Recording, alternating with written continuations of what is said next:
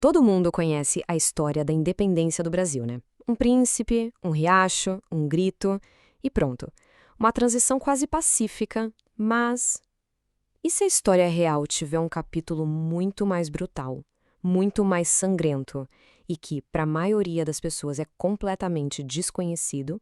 Pois é, tem uma história que redefine o que foi lutar por esta nação. Essa pergunta aqui muda tudo, porque enquanto Dom Pedro estava lá declarando a independência em São Paulo, a luta de verdade, a luta para manter o Brasil unido, estava acontecendo lá no Piauí.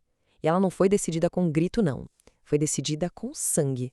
Então vamos mergulhar nisso. Depois do 7 de setembro de 1822, Portugal não ia simplesmente largar o osso e abrir mão da sua colônia mais rica. Claro que não. O Brasil era tipo a joia da coroa. Então é óbvio que eles bolaram um plano para manter o controle. E o plano era bem direto, sabe? Isolar e segurar o norte e o nordeste a qualquer custo.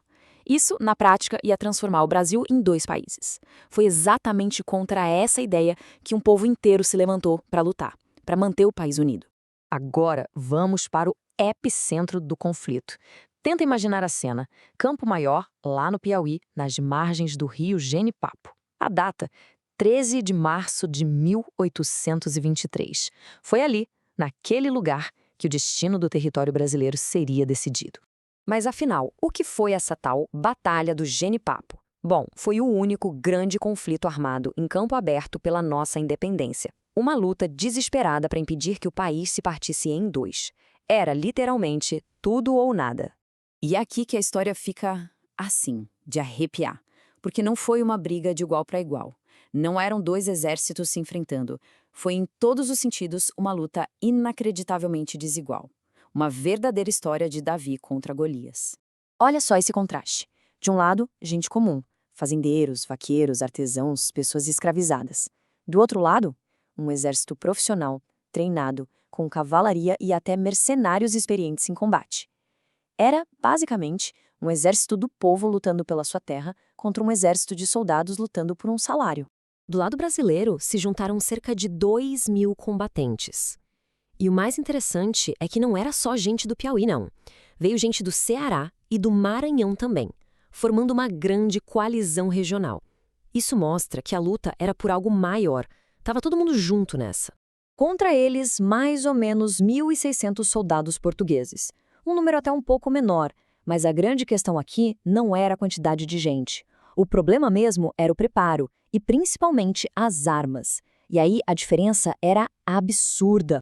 Agora, o que choca de verdade é essa disparidade. De um lado, ferramentas de fazenda, coisas que se usa para trabalhar na roça, não para lutar uma guerra. Do outro, fuzis e 11 peças de artilharia, com canhões e tudo. Tenta imaginar o que ia partir para cima de um canhão armado com uma foice. Não é só sobre armas, é sobre ter uma coragem que beira o impossível.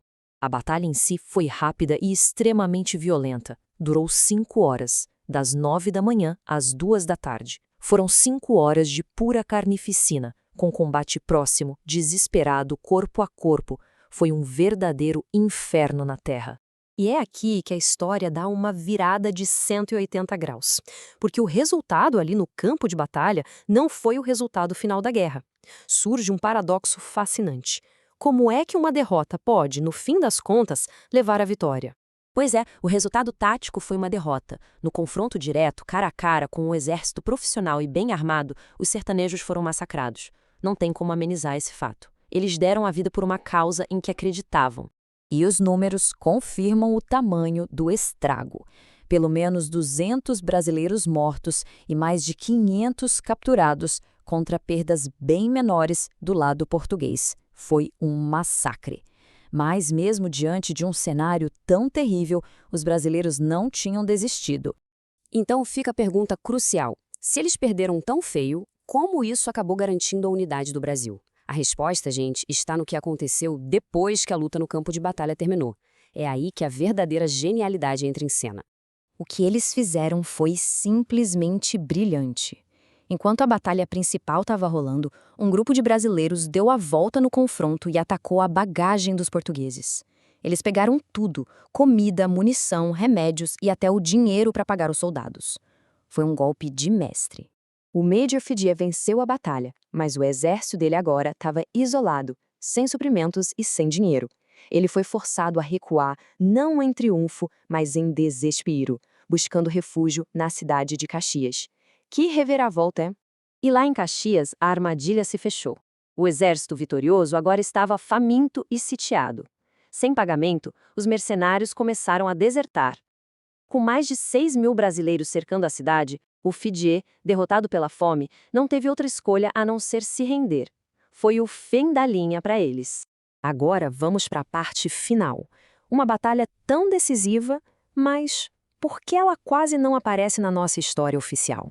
Essa é uma luta que continua até hoje, não num campo de batalha, mas no campo da memória. O legado dessa batalha é imenso. Genipapo impediu que o Brasil se dividisse.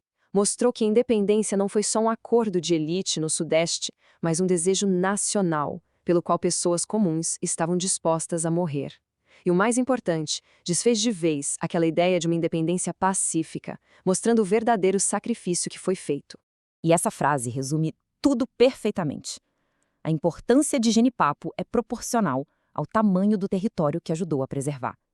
Sem essa luta, o mapa do Brasil que a gente conhece hoje poderia ser muito, mas muito diferente.